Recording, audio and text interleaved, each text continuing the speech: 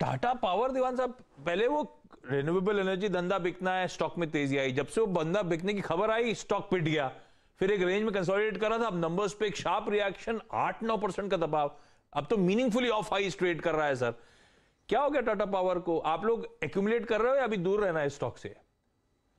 आशीष, देखिए टाटा पावर में जो कोर बिजनेस है, जो कोयले के उत्पादन इस्तेमाल से जो पावर जनरेट होती है, वहां पे आपने देखा अच्छा खासा अभी भी स्लो डाउन है और नुकसान किया उन्होंने। मुंद्रा का जो उनका इतना बड़ा यूएमपीपी था, अल्ट्रा मेगा पावर प्रोजेक्ट, वहां पे उसका कारण है कि इसकी एफिशिएंसीज जो आई है, और उसके बाद आप देखिए पीएलएफ जो है वो अभी भी सिर्फ 25% आया है। अब पिछले साल यही करीब 70% 75% में चल रहा था, यानी यूटिलाइजेशन लेवल इतने कम रहे हैं। और उसका जो टेक्निकल कारण है वो उसको सॉर्ट आउट होते हुए हो सकता है 6 महीने लग जाएंगे। और इस समय जब पावर की इतनी डिमांड है और खपत है, तो कोई कारण नहीं है जिसकी वजह से ये बिक ना सके। बोले एक बार उत्पादन शुरू होगा तो अपने आप ये सब चीजें सॉर्ट आउट होगी। तो ये डेफिनेटली करेक्शन इसलिए आया कि जो कोर बिजनेस है वहां पे बड़ी आंच आई, झटका आया, और जो नया रिन्यूएबल्स का बिजनेस है उसका वो बहुत अच्छा वैल्यूएशन दे रहे। तो थोड़ा सा मिसमैच उस वजह से हो गया है, एक्सपेक्टेशन थी उसके हिसाब से, बट मुझे लगता है कहीं ना कहीं ये रैशनलाइज हो जाएगा, कंसोलिडेट होगा, और इसे वैल्यू भी जो है वो होगी कि लॉन्ग टर्म बिजनेसेस है, ये कोई ओवरनाइट चेंज होने वाला है नहीं। लेकिन जो मायूसी छाई है वो थोड़ी सी ओवर रिएक्शन जैसी है, यहाँ से करेक्शन ऊपर की तरफ भी आ सकता है, लेकिन उसको थोड़ा समय जरूर। ये है टाटा पावर में फंडामेंटल्स पे व्यू, टेक्निकल्स हम पहले ले चुके थे जिसमें वीकनेस की बात हुई थी। ठीक है, दो स्टॉक्स जो स्ट्रेंथ के साथ अपने आज आने वाले नंबर्स को अप्रोच कर रहे हैं। यूपीएल अब 3/4% की मजबूती, निफ्टी की इकलौती कंपनी जिसके नंबर्स आज आने हैं, और दूसरा पीवीआर जो मैंने शुरुआत में मेंशन करा था। खैर पीवीआर सुबह से अच्छा मूव, बल्कि थोड़ा सा ठंडा पड़ गया था, अब वापस मोमेंटम पिकअप कर रहा है। इन दोनों के नंबर स्केड्यूल्ड, लेकिन जरा आप 4 का चौका की तैयारी कर लिया डॉक्टर साहब?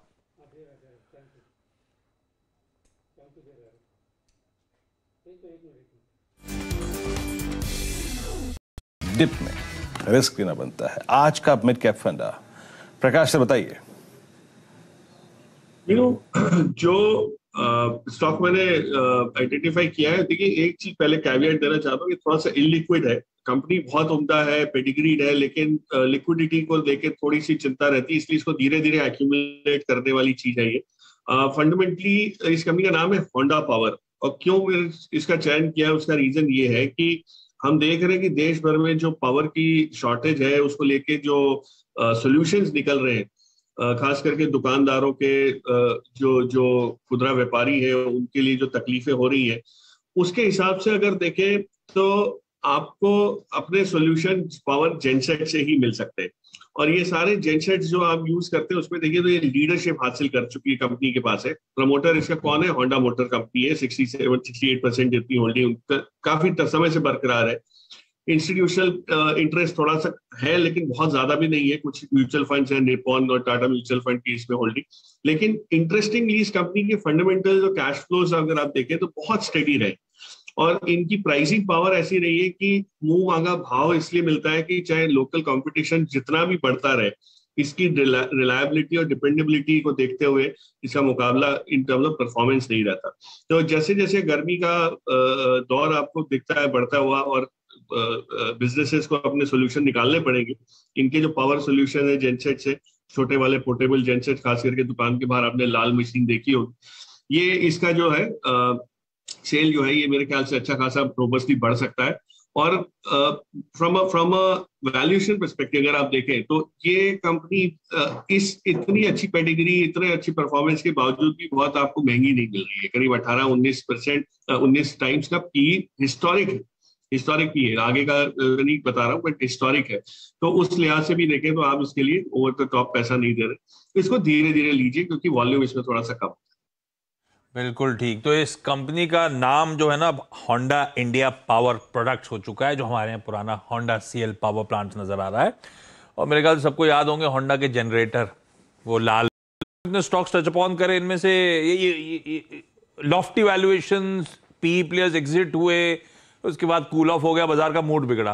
पर कुछ एक्यूमुलेट कर रहा है स्पेस में से दीवान सर, आप लोग, आपका व्यू क्या बनता है ये सब जो न्यू एज टेक्नोलॉजी स्टॉक्स की 2021 की बहुत बहुचर्चित लिस्टिंग्स हुई थी उन पर।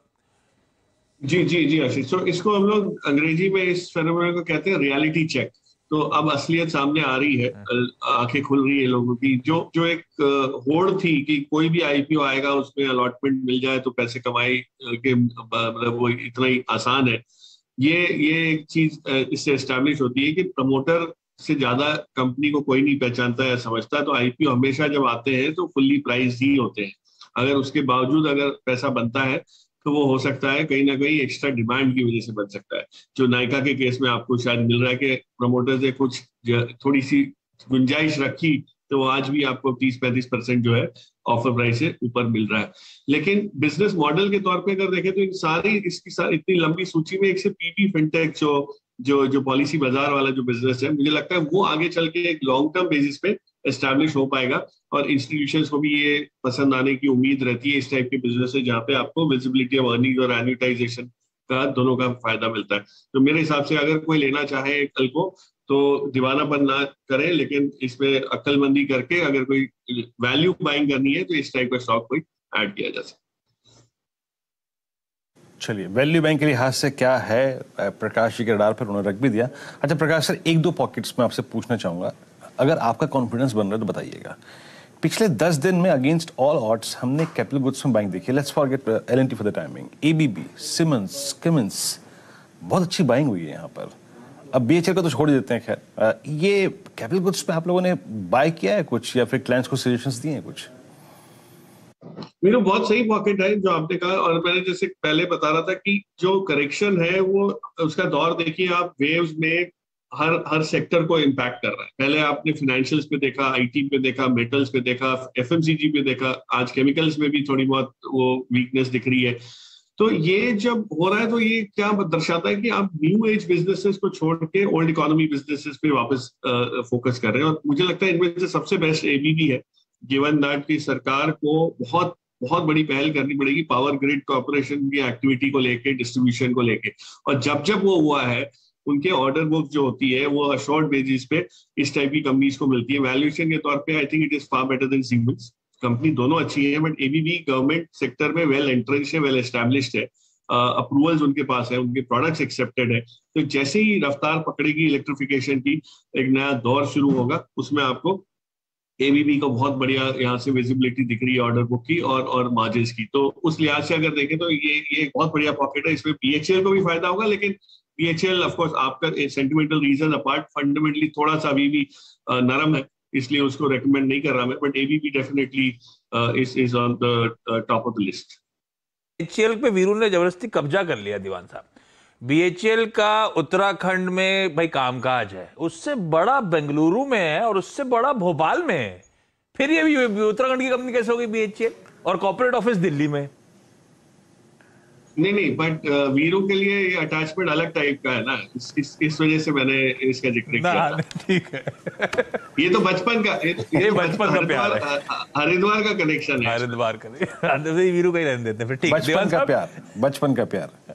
दीवान साहब थैंक यू सो मच जुड़ने के लिए। और सतपुर साहब, बिस्सा साहब